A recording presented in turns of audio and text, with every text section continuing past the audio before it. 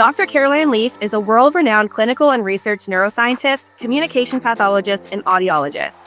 She is a best-selling author and leading expert in the science of mind management, neuroplasticity, and emotional resilience. With over 40 years of groundbreaking research, Dr. Leaf has become a trailblazer in understanding the intricate connection between the mind, thoughts, the brain, and behaviors, and how we can harness this knowledge to transform our lives. Her latest book is called Help in a Hurry, which is a practical guide with actionable, evidence-based strategies to help readers handle common challenges like stress, anxiety, being overwhelmed, and feeling lost.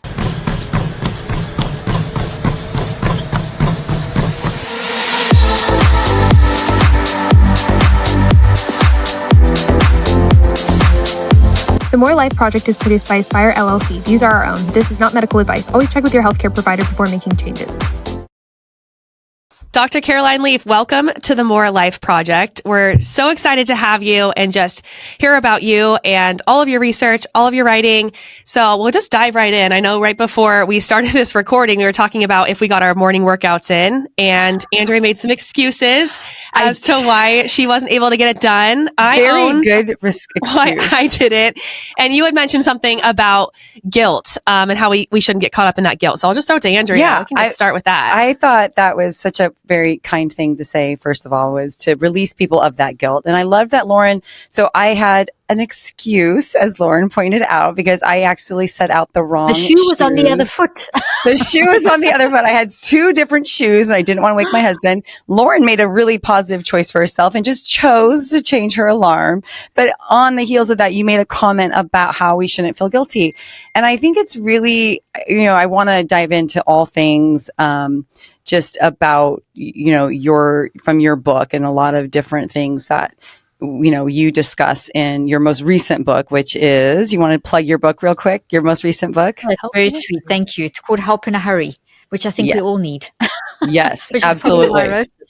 Yes. And one of the topics in that book is we're talking about regret and how we use regret and to really, it disables us in a way. We hold on to it so deeply. But I loved something you said in your book. You reframed it as, and I'm gonna use the wrong terminology, and we're gonna use terminology that's going to be, I don't know, for a 6th grade level. But you talked about turning that regret, looking at it from the negative, as if I didn't, for whatever the reason is, maybe it was a job I didn't take. Well, if I had taken that job, possibly it could have ended in maybe me getting demoted because it wasn't the right fit.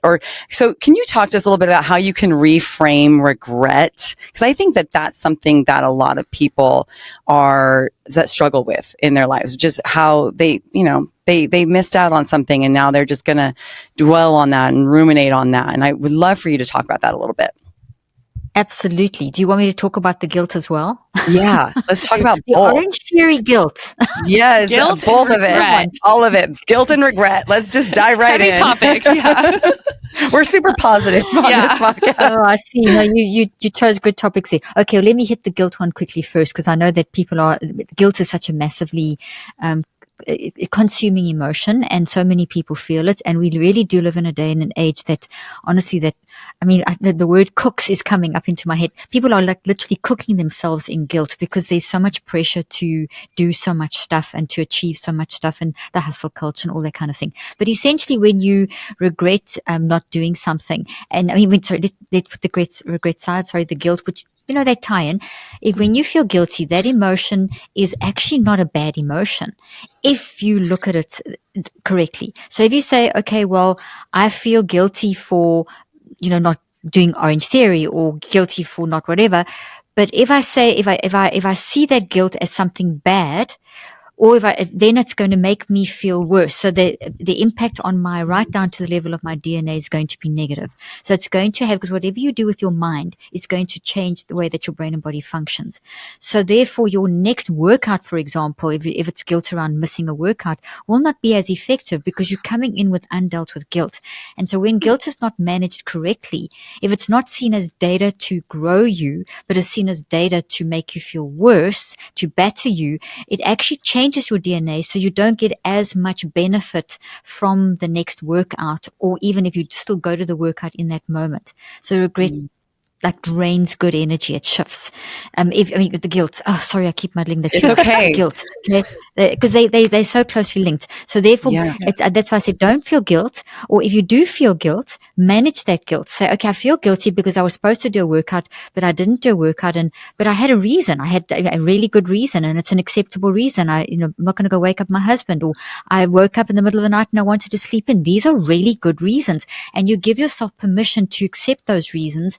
And the guilt then is simply data that you evaluate, and you say, okay, well, this is data. It's not something that's bad. There's no bad emotion. It's just telling me something. And you have this whole discussion, and it's basically a metacognitive discussion where you tap into the deepest part of your wisdom, which we call the unconscious mind. And I know we're going to go and talk about all these things as we're going along, but essentially to be able to stand back and observe and see guilt as data, regret as data, and we'll talk more about regret in a moment, and to understand that if I get sucked into the negative side, it'll affect my whole functioning and affect my ability to function during the course of the day, the next workout, etc. Or I can see it as something I learned from. Then it doesn't affect my energy levels, it doesn't affect my DNA, it doesn't affect my cortisol levels, etc., and actually makes me function more efficiently. Does that make sense? Absolutely. Totally makes sense. So good. And I think it's so important that people don't get caught up in that guilt, like you said, because of the lasting impact of that. But what about the people that do the opposite, that never feel guilty about anything and then are confused as to why they aren't achieving their goals or fulfilling the purpose? Yeah, they're not evaluating that data. Yeah, they're not evaluating data. Exactly, you got it. That's the answer. So thank you. That's a great question, because there's no bad emotion. So guilt's not a bad emotion. It only becomes bad if we don't manage it. And everything's about mind management. And I know one of the questions we're going to get to is about the mental health crisis and so on. We're not actually in a mental health crisis. We're in a mind management crisis. So if we don't manage, for example, guilt, if you allowed that guilt, oh, I didn't get up, I've changed my alarm, I've put the shoe, I should have, and this now winds into the regret, you're basically creating a destructive lifestyle. You don't achieve your goals. So the people that don't feel any guilt, you're losing out on great data, because you don't want your guilt to go toxic, but your guilt can tell you stuff. Every emotion is a signal filled with data that can help you grow and learn. And that's really why we want to use it in a positive way. So someone who doesn't have guilt, they've suppressed it. They've kind of overridden it with, they're lying to themselves, because the guilt it's part of being human. We will have guilt popping up all over the place, and if used well, it prompts us to behave better. It helps us stand back and say, well, what was good and bad about that? Why am I actually feeling this guilt? What's this teaching me? So those of you that don't have any guilt, actually embrace it. Look a little deeper and think, maybe I should feel a little bit guilty, but not guilty in a toxic way, guilty to learn something. So your perception is everything of how you look at that. And maybe if I swing straight into the regret, did that make sense, by the way? Just stop me if I didn't make sense. No, I already have so many questions about the mind management topic. So good. Yeah. Okay, we're going to get, that's it's really cool. So let's talk about regret so we don't confuse our listeners and we make sure we handle everything. Yeah. So regret is, when I wrote this book, we did based on clinical research and clinical application, and we did surveys, we found that there were top 18 areas that people really felt they needed help in a hurry in this moment, in this day and age. And pressure was one of the top ones, and guilt was very close to regret. With the guilt was very close to the top. And basically regret is also one of those, it's an emotion, and it is a data. It's giving you data. So if you see it as something positive, exactly how I've explained guilt, then you can learn from it. So with regret, what we're doing is something happens, we make a decision, we make a choice, as we know, and then we don't like what happened. We don't like our choice. We wish we didn't send that email. We wish we said this in that presentation. We wish we answered it this way. Now you can't change that, because it's happened. That part of the story is actually over. But what you can change is how it plays out into your future. Regret keeps you stuck in where you replay scenario after scenario after scenario. And there's two types of ways we can go. And the one you actually described really well, Lauren, is that where you see it as maybe a good thing. If you took that job, then all these good things would have happened. That's called an upward counter factual. So facts, we have facts. There's the facts of what happened, what you didn't like, you did or didn't do or whatever. And then we're going to counter those facts. So we get a counter factual. We're going to argue against it or argue with it. And then you get an upward counterfactual means that I argue against the regret with all the positive that could have happened. So if I did this, then I would have got there in time and that wouldn't have happened, and I would have had this job and I'd be sitting with this, and if we did this, then we would have made this much money. But you don't know that. You really don't know whether that would have happened. But you can spend hours getting so worked up and your shoulders lift and your breathing changes and your physiology changes and like my neck always gets sore that's my weak area if if I get into toxic stress, etc. Then you get a downward counterfactual. And a downward counterfactual is where you say, oh, well, if I didn't do that, then worse things would have happened. So initially you feel better about yourself. Well, thank goodness I didn't do that because that would have happened, that would have happened, that would have happened.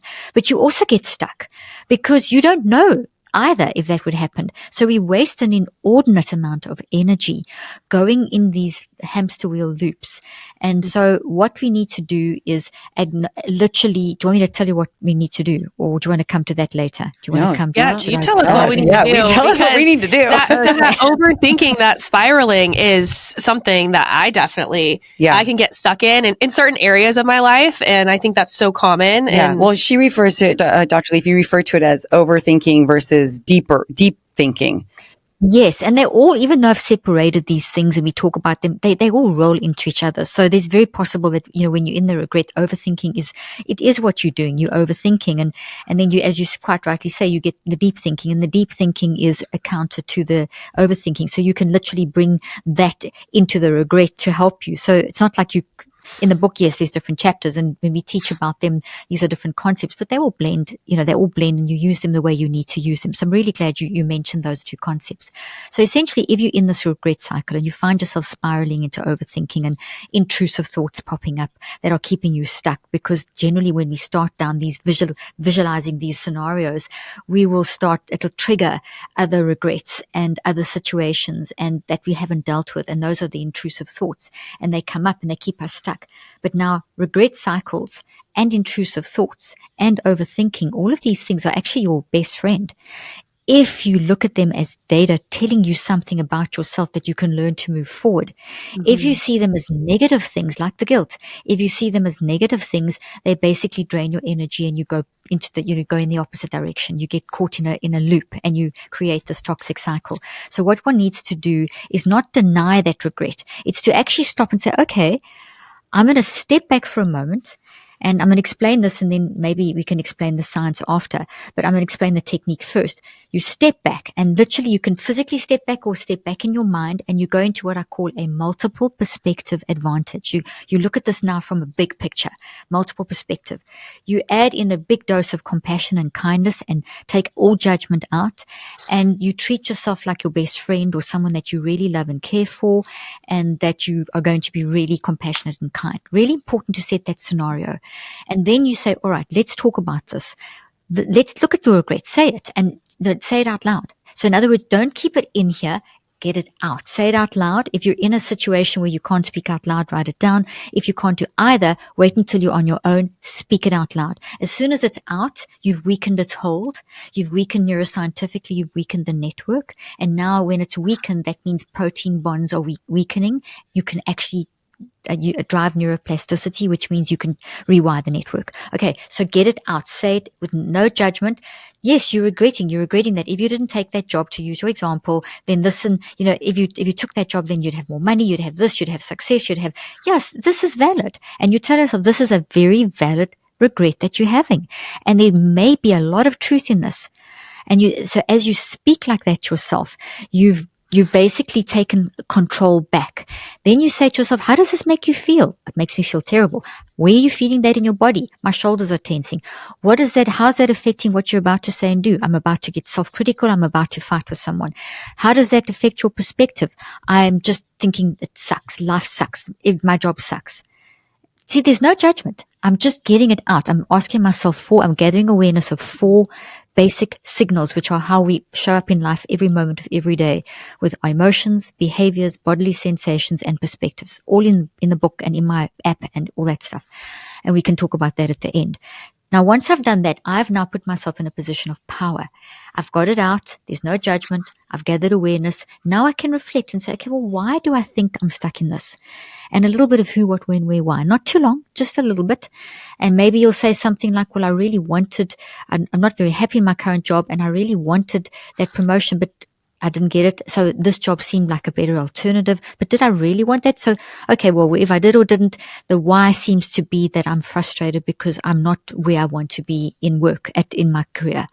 That's a very valid statement, but you've now answered yourself. Then you go into a little bit of a mind storm, which is, okay, what else does this bring up? And maybe it brings up something like, there's a pattern here. I think I've got a little bit of imposter syndrome going on here. Or maybe I'm people pleasing a bit. Or there's something that I didn't succeed in at a young age, I think. And it's actually, I think there's something there. I don't know what, but there's something there. Great.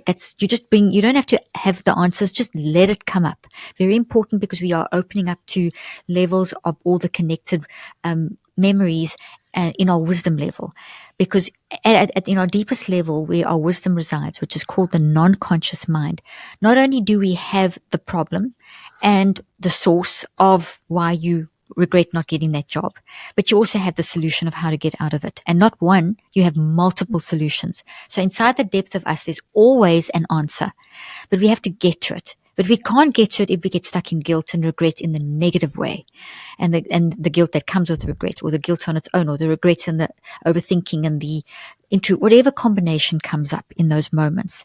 If that gets in the toxic zone, we don't get access. We just block off everything that is wise. And then we don't know what to do. And that creates all that toxic stress and changes in our body. But if we do these steps that I'm saying, you get that under control. You stand back, you observe with compassion, you gather awareness of those 4 signals, you reflect why, who, what, when, where, why. You then mindstorm what else is coming up, and then you go into the next step, which is step 4, and that's called a recheck. And in the recheck, what you're doing is you're saying, okay, this has happened. I'm regretting this. What can I do about this? And then in this book, I've given a multitude of techniques of what you can do about it, how to reconceptualize, how to look at this differently. And you can just read through, find some ideas, work it out, whatever. And then you go into what we call an active reach. You close this cycle with an active reach. So what am I going to do right now in this moment? I'm going to stop myself regretting, because I'm going to imagine maybe a white flower. So as I go into the next moment, to keep myself anchored back in not trying to go in that cycle, but moving forward, I'm just going to visualize a white flower and tell myself that I'm getting a hang of this, that there's nothing bad. There's a reason, and I'm working it out. Don't know the answers yet, but I'm working it out. Now, I took 2 or 3 minutes to explain that. You can learn how to do that in 60 seconds. You can do that whole thing in 60 seconds.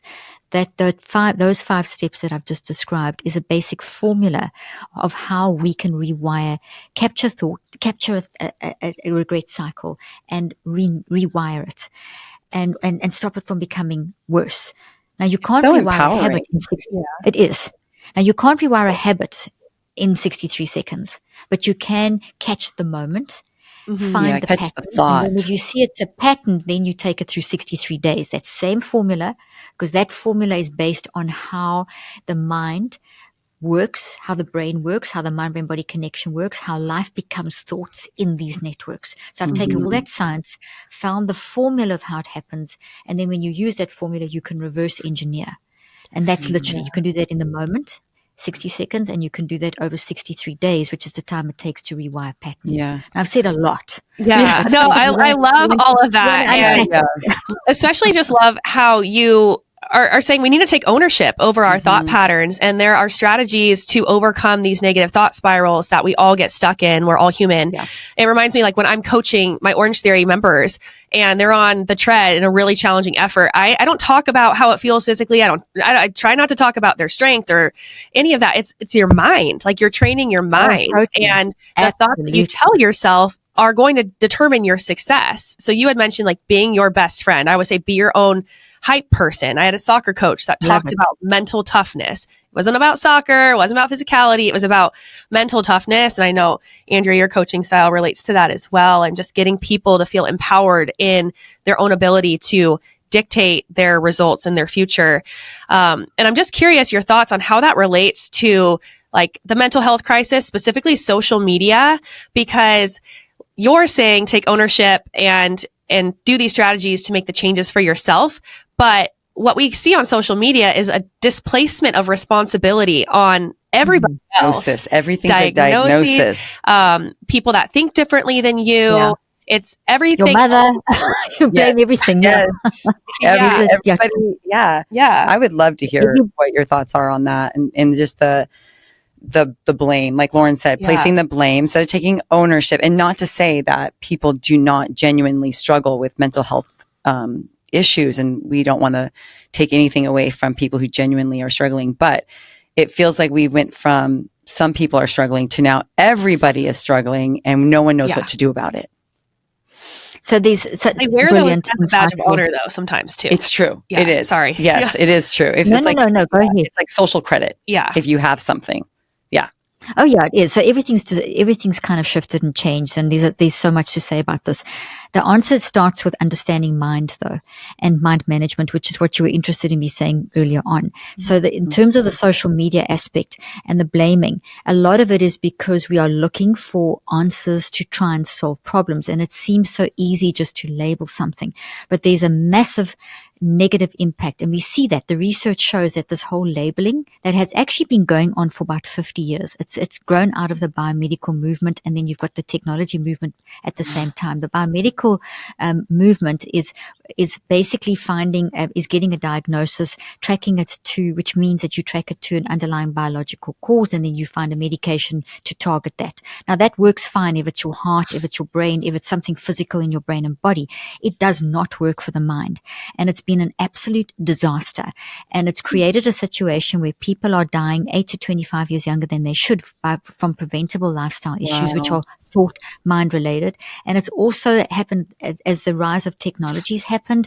It got blended in and mixed in, and it's a big kind of mess where people didn't talk about it years ago. Now they're talking about it, but it's talking about it in an incorrect way. The goal is good. The goal is, let's talk about these things. Good. Let's have a way of understanding. Good. But the language that's been used and the result, that's not good. Because the language that's being used is one of just taking these massive complex problems and sticking them into a label. And that label then affects how you can't put your life experiences into labels, but that's what's happening. Also, the science shows that when it comes to mental health, you can't diagnose. And that's not all the diagnoses, DSM-4, etc. This is DSM-5, all of them. These are not reliable or valid. You talk about reliability and validity of diagnoses. They have been shown to not be reliable or valid. That biomedical approach does not work. It's been shown scientifically that it doesn't work for mental health. Yet it's the main dominant philosophy. Blend that with the advance in technology, and we have this crisis that we're sitting with. So what we then have, and I'm going to come back to the mind, what we then have is an issue of people's resilience dropping because their perspective has been shifted, because now they say, oh wow, TikTokification of mental health. Yes, I have those symptoms. Do you have these symptoms? And here's this really cute looking person who's in this great body and this gorgeous person, and they're saying, hey, you know what? I've got this and this and this. You know, I've got ADHD. You've got ADHD. So what we have is an epidemic of diagnosis and based on incorrect science that has got people stuck in a way to try and understand themselves and relate and have community and get meaning and say, I'm not me alone. All good things, but done in the wrong way. The result is that people are subsumed into a little label, and a label that's not correct or scientific, and it drops resilience, because now you say, oh my gosh, I'm broken. I have ADHD. That's a brain disease. No, it's not. There's no research confirming. In fact, the research says it's not a brain disease. That's not what you'll read in the media. The media will say you've got a smaller brain. That's not correct. That's been reanalyzed and shown to not be true. Everything in life will change your brain. And yes, people do have ADHD symptoms or signals, but they're behaviors. They're not a disease. They're not a symptom of a disease. They are behavior patterns as a result of something that's going on in your life, and they accumulate and explode in various areas of our life. And so yes, there are a genuine amount of people that do, for example, have more ADHD type symptoms that are part of maybe a syndrome, but it's only around about 2 to 17% that have got some kind of neurological issue that we can actually identify that produce or result in these kinds of behaviors as more as symptoms versus signals. The majority of people that are being labeled with all these different ADHD, bipolar, blah, blah, blah, these things it's just become language. It's become a language to use. It's an over-therapeuticization. It's actually a disservice to those who truly struggle with those, like that is it's so horrible, because now the people that are truly struggling and need help are lost in the sauce of everybody that's trying to be like them. The More Life Project is sponsored by Orange Theory Fitness. Orange Theory is an all-in-one dynamic blend of strength and cardio training that supercharges your metabolism to burn more calories and build lean muscle. Certified coaches guide you through science-backed workouts designed for all fitness levels. To learn more and to get your first class for free, stop in or visit orangetheory.com. The More Life Project is a production of Aspire Holdings, LLC. The views and opinions expressed on the More Life Project podcast are those of the hosts and guests and do not necessarily reflect the views of Aspire Holdings, LLC, its sponsors, affiliates, or employees. The information shared on this podcast is for informational purposes only and should not be considered medical or professional advice. Please consult with your healthcare provider before making any changes to your fitness, wellness, or nutritional routines. No, you're totally right. You nailed it. And they are lost. And there's also then lower resilience, because if you perceive, like I said about the guilt and the regret, if you think, oh my gosh, I've got that, your mind, which is 99% of who you are, your brain and body are only 1% of who you are. That's massive, what I've just said. Yeah. So if I'm telling my brain and my body, brain doesn't think, body doesn't think, mind thinks, mind energy makes the brain and the body respond. So therefore, if I'm looking at that label and I'm thinking I've got that, not only is the person who genuinely is part of the 2 to 17% affected, but you are now taking on something you don't actually have. You just have some behaviors you need to work on, but you don't have an it. And therefore but you think you do. So therefore your mind wires that into your brain and your body and your conscious mind, not your non-conscious, your conscious part of your mind, which is like a toddler. It needs guidance. And if it operates without guidance, it will wire the wrong information in. And now you think you have that. So how you look at something will influence now how you set up a loop. Now you get stuck in something that isn't you. Your resilience drops. So then we have a whole group, and I know you want to ask about Gen Z and Gen Alpha. We have a whole generation of children and young teen adults that are growing up being told that any kind of negative feeling, emotion, behavior pattern is something bad. Meanwhile, it's not. It's all part of being human. Yeah. It's all part of responding to life. Wild. And then your resilience drops. So this is what we're seeing. Your resilience drops. That's why we have an epidemic of diagnosis. Now more people. That's and why it inhibits them. Like they don't. You. If you're told you have this thing, and maybe you've got symptoms of that thing, but if you've got that thing, you're inhibited from, well, I can't do that because I have this thing. I'm not capable of that because I have this thing. It's so what damaging. Terrifies me is if I had been, so just so you know, I'm 30 years old. So I came in, I'm like that last generation of people that didn't grow up with these phones in our hands at all times.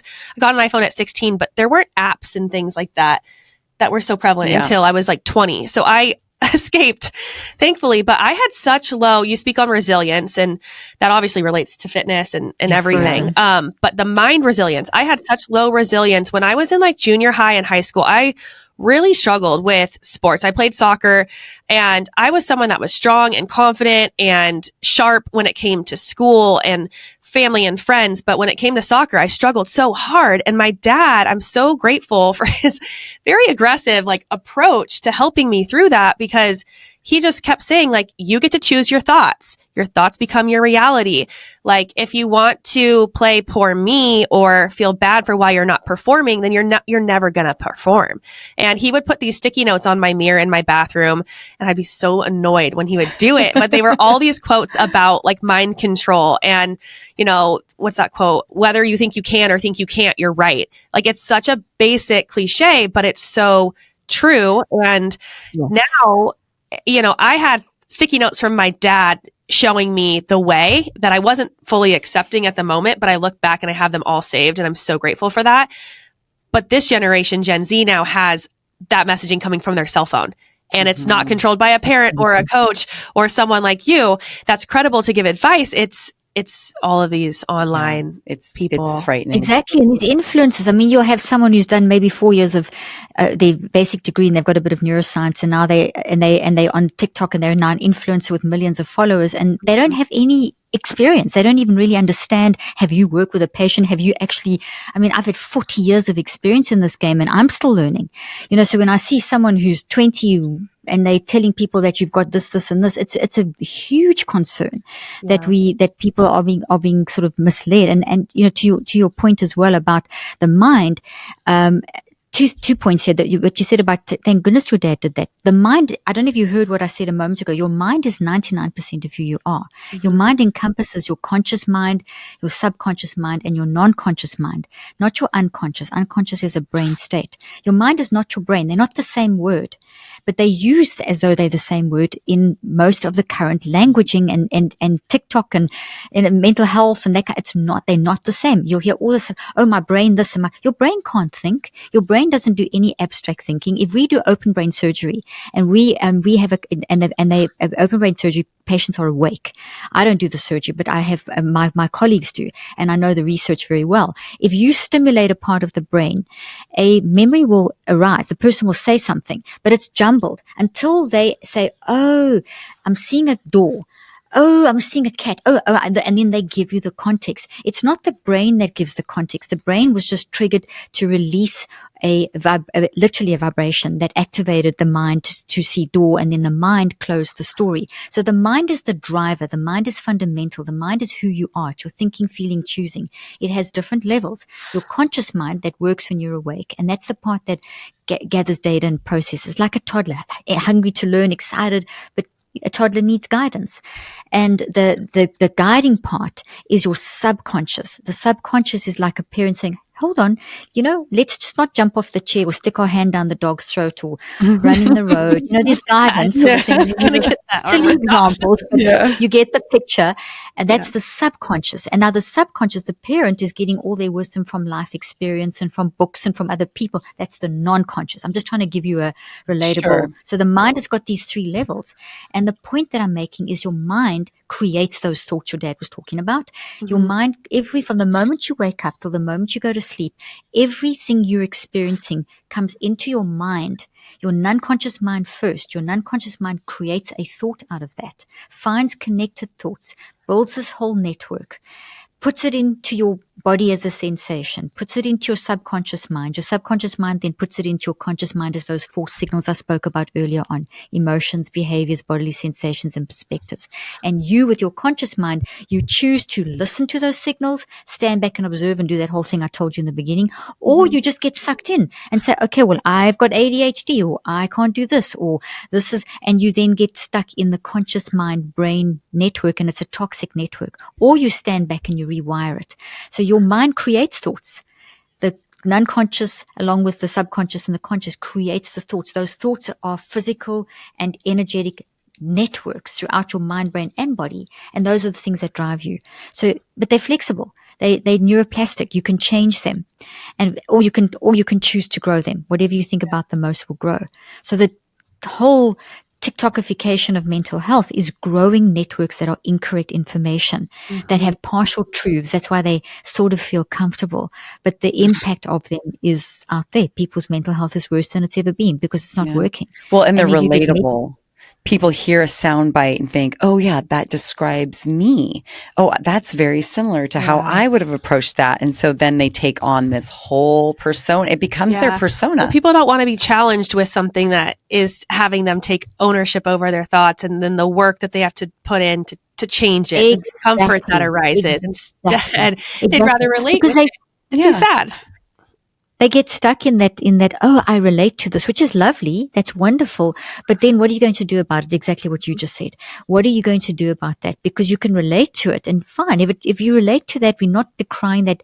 Listen, I've worked with enough people in my years of experience that are really battling with major issues like depression, but they're not diseased. They're not mentally ill. They're just dealing with stuff of life. Okay. Mm-hmm. So, but if you take that and you get stuck behind that label, your hope goes, your perception goes, you actually get stuck in that conscious mind-brain loop as opposed to tapping into the wisdom of the subconscious and the non-conscious. We've always that's why we've got to get out of the situation and dig down deep. So the work part, but that's work. That requires people just want a drug. They just want a medication. They just want a label. And then, oh, well, now I can blame. Then you sit with a label. Where did I get this from? Who gave it to me? Then it comes back to full circle back to what you said in the beginning, the external locus of control. It's not who's doing it to me, the victim mentality, which is what we see growing so much. And yes, things do happen to people, and we're not trauma and abuse. These are not good things. And they've happened, and we've got to help you get through them.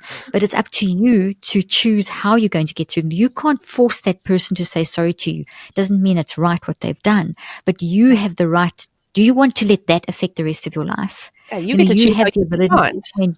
Exactly. But if you get stuck in a label, you think, I can't choose. And that's what we see happening from the research that we see and the clinical work.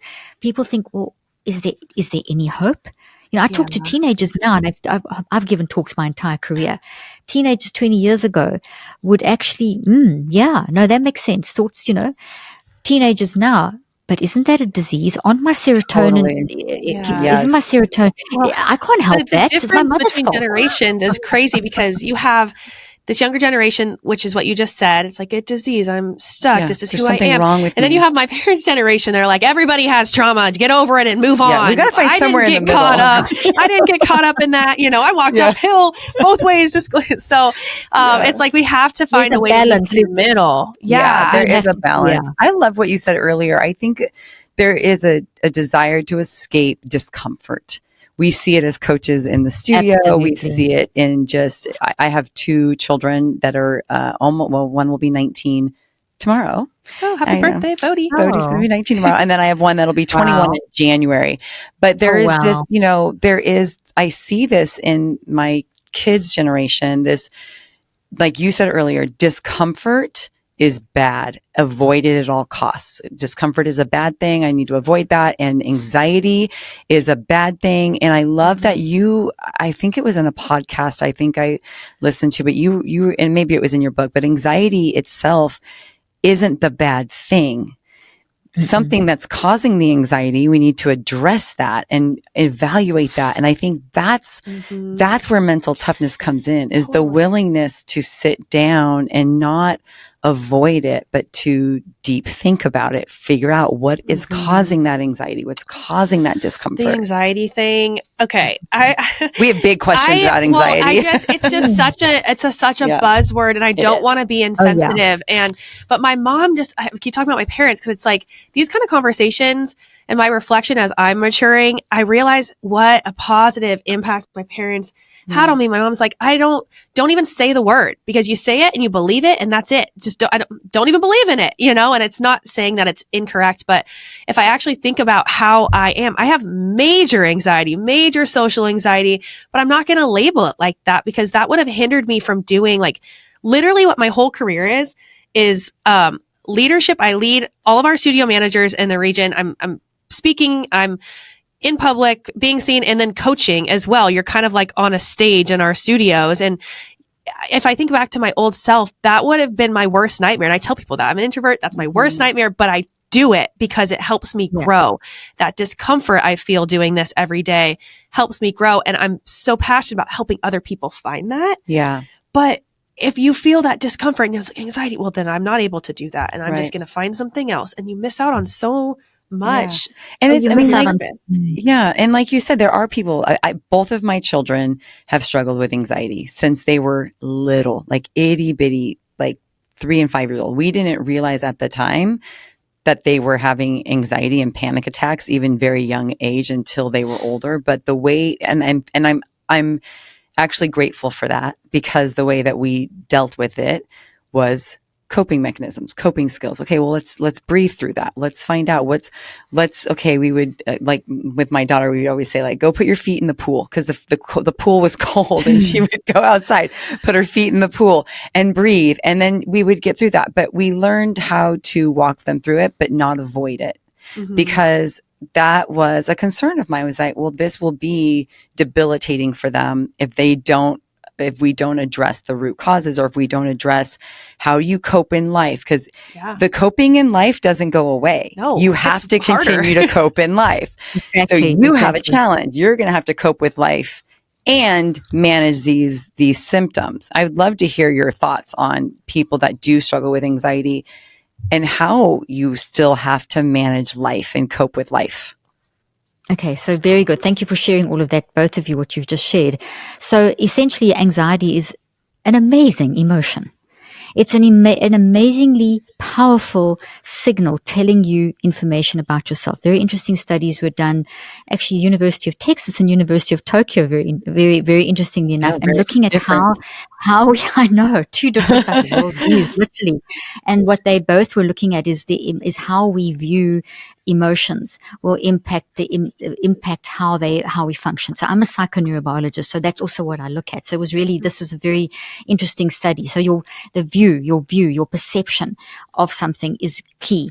We live in a society where the perception of anxiety is that it's bad, depression is bad, guilt is bad, regret's bad, as we've been saying. Okay, so, and discomfort is bad. Meanwhile, what the research shows, what the gut instinct shows, and what 2,000 years of wisdom has shown, and 100 years of neuroscience has shown, is that when you look at anxiety as this very useful data, information, and you look it in the face, you take this, it's still scary, but you take that power to sort of like make you stuck out, and you learn from it.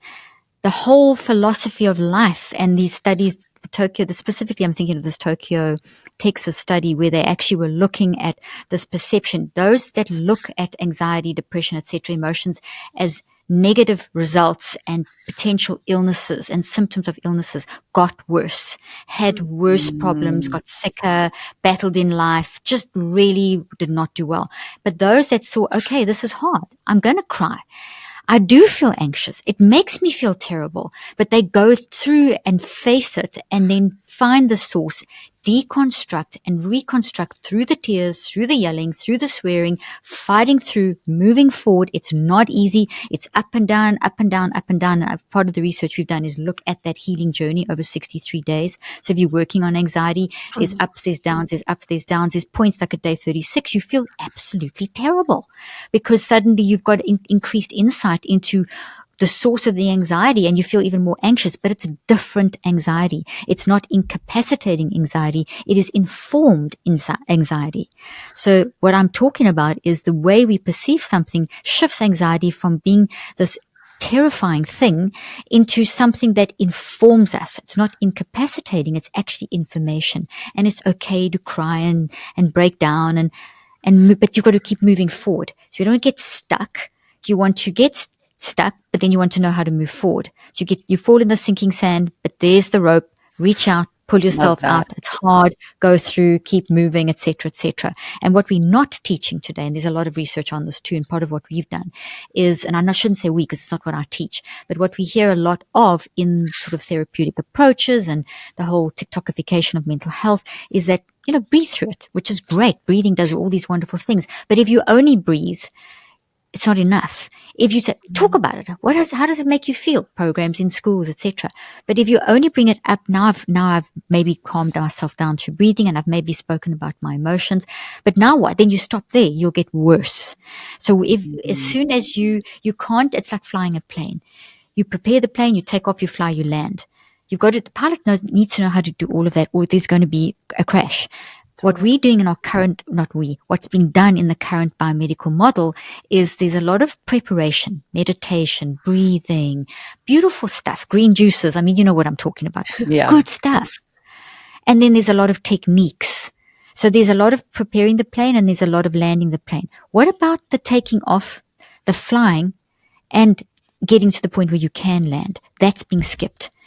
And sometimes the taking off is taken where people bring stuff up. But once you've got stuff up, like there's research showing, if you just meditate, it brings stuff up. And then you just do something to get out of that moment because it makes you feel bad. Now you're calm. You think you've succeeded. You actually haven't. You played whack-a-mole. Remember whack-a-mole? I whacked the mole on the head. It's going to come up over there. You can't do that. You can't play whack-a-mole. You actually have to, if it comes up, what am I going to do about it? And that's what I've focused my research on, is that anxiety. That's a good thing. Let's find the source. Let's deconstruct. Let's go through it. Let's experience all this terrible, whatever it's bringing up. But you know what? Let's find the source, deconstruct, reconstruct, move through and get on. Let's fly the plane and land the plane, not just do part and parcel. I've had people that have been in rehabs, and one of the things, and I have so many people that have gone through my hands from different scenarios and extreme situations, and then just who I talk to, and then who send us messaging, and the consistent message, for example, that we get from people that have been in rehabs and therapy. And boy, I'm not knocking it. I'm a therapist myself. But if you don't do things properly, you make your patients worse. And if you listen to the wrong messaging, you will get worse, because you will think then anxiety is incapacitating versus informing. Huge, massive difference. Yeah. And what's coming through consistently is this message that, wow, I know how to calm down in the moment. I've got some techniques that I can use that get me through the day, but I'm still stuck. And that's because you haven't done the work. You haven't done the middle part. The middle part's missing. And that's what we have to bring back into the picture, and what you teach your kids and what you teach whatever. I love that. It's all really Don't good. skip the middle. Yeah. We only don't allow. I know. We're keeping you on track. Yeah. I really wanted to chat though about the opposite end of the spectrum, like productivity. I feel like it's either people are so disabled by anxiety, they don't do anything, or you have the others, these high achievers. A lot of our employees, a lot of our members are very high achieving people, and that's why they seek after being in the best shape and physical fitness. And, I am a huge... You're a high achiever. Well, no, I'm not. You are. I'm very proud of you. Well, thank you so much. That's not what I'm saying. I'm saying I am a huge, what am I saying? Victim of this productivity, this idea that hustle the more culture. productive Hustle that you are. Culture, yes. Yes, I'm a victim of hustle culture. And I spent my whole 20s trying to do the most. And that just depleted me. It distracted me from my purpose in a lot of areas. And so many people think that they need to be a part of this hustle culture and achieve. And then they're left feeling empty, or a void that's unable to be fulfilled through achievement. So I'm curious, just if you could briefly touch on that. Yeah, because you only have 2 minutes, and then you have to run to another. So very quickly, the hustle culture is a sign of the times. It's productivity. There's research showing that people that actually use all these extra things, there's all these different productivity apps and things that you can use to help you be more efficient. The average person using, the research shows, that will take something that you could have done in 2 steps, and the supposedly helping you makes it 26 steps. So now that's what make it more complicated, right? We've made it more complicated. So there's nothing wrong with being a high achiever. There's nothing wrong with wanting to do a lot. There's nothing wrong with getting the buzz from that. But it's the balance that's gone haywire. And this whole, and the attitude of, it's like a badge of pride. I'm so busy. I'm so stressed. And if you're not busy, not stressed, what are you doing? The perception's all screwed up. It's all wrong. We've got to be able to, the guilt. Sorry, the guilt for not being enough. Full circle back to that guilt. And if you don't manage, so you can have your high achievers that are living in this driven state. They're going to their Orange Theory workout, and if they haven't resolved that issue, they're going to lose up to from anything from 30 up to 96% of the benefit of that workout in Orange Theory. If they have got themselves stuck, for example, in not dealing with a toxic issue, stuck in a regret cycle, stuck in guilt, or stuck in something like hustle culture. Those are all toxic things. You have a limited amount of energy in your brain and conscious mind in a day. Your non-conscious mind has unlimited energy.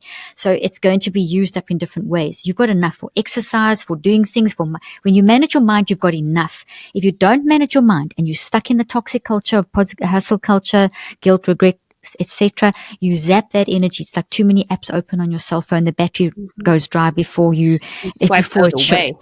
Exactly. So we have to, it's mind management. We need mind management to stand back and say, what do I want? I'd rather have 2 steps than 26. I don't care how fancy that app looks. I'm going to use good old fashioned notes and that's it. You know what I'm saying? It's make the decision, stand back, look at where you are, etc. So anyway, I know we've run give yourself out a break. of time. That's something that Dr. Leaf has talked about a lot too. And I feel like you're really good at this. You have been a super high achiever from a young age. Lauren has crushed it.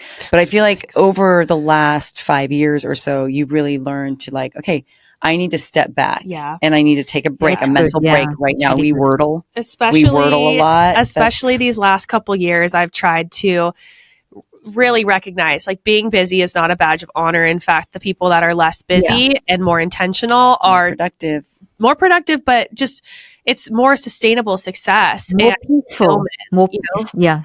Sustainable and peaceful. Yeah. All right. Dr. Lee, thank you so much for your time. I know that we have your book, Help in a Hurry. You've written a lot. 19 others or 18 others? 19 books, 24 languages. I'm busy with my 20th book at the moment. So, and you know what we also have? This book, Help in a Hurry, that I held up in the beginning, we also released a course with it. And it is all the things we've been talking about now, how to manage that moment, how to calm down, the guilt. And it's a course literally that goes with the book. You get the book with the course. So people can get that course. And then I walk you through videos. It's all me training and PDFs and everything to help you actually to manage these sorts of things that we're talking about. So that's a great resource. Is that on your website? It's on the website. Yep. It's a Help in a Hurry course. Help in a Hurry course. And then I also have an app, which I'm sure you're probably familiar, you might not be, called the Neurocycle app. And that 5-step process I was telling you about, that's the Neurocycle formula. The app actually, it's me literally giving you therapy, walking you through that process over 63 days. Wow. And there's stuff in there for panic attacks, to help your kids, all kinds of stuff. So those are really great resources for people. Love that. And you have your own podcast. Yes, called The Dr. Lee Show. Love it. You're very busy. Yeah. Amazing. I am, but I know how to take breaks. I know how to take breaks. That's right. Listen, I know, like yesterday, and I know I've got to go, but I've got to tell you this really quickly. Yesterday, I love my work. I get so hyped and caught up, like you two obviously do. And I could feel that, hey, I'm actually, because I know how to train myself, I started feeling a little bit depressed. I'm not a depressed person. I don't get depressed, but I recognize that little sensation of I'm feeling a bit flat. I could gather awareness, do the little neurocycle, and I realized I'm just tired. I just have done too much today. I took a sauna in the middle of the day, did some relaxation, watched a bit of TV, came out, and I did another 5 hours of work. But that's what I'm saying. I learned to manage that moment, get myself back on track, and I didn't have to get sucked into hustle culture, great guilt, all those things. So that's really what I've learned, and that's what I try and teach people Practicing with my what you courses preach, leading by example. I practice what I preach. I love it. Yeah, absolutely. Oh my gosh. Thank you so much for your time. My this was really fun. It's been so much fun. Thank you for your great questions. And it was just, I loved this. I really enjoyed it. Thank you for letting me talk so much. Oh, of course. Absolutely. We love a chatter. Absolutely. Yeah. Well, good luck on your next call, Dr. Leaf. Thank you so Have much. a great day. Bye.